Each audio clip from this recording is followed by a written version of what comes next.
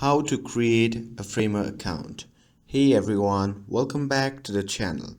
In today's video, I'm going to show you how you can create a Framer account.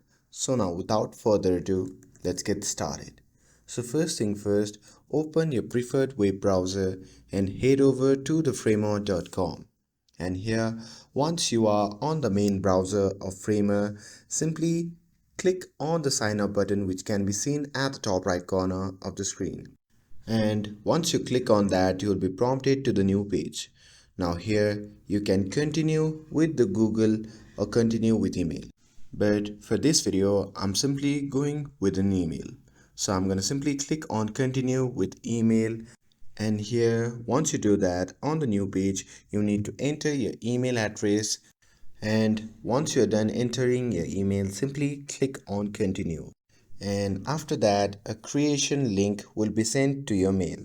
So simply go to your mail and there click on the link provided by the framer. And here, once you click on the link, you will be prompted to the framer login page. Now here, you just have to enter your first name and last name. And once you're done with that, just tick on the both boxes below the continue. And once you're done with that, simply click on continue.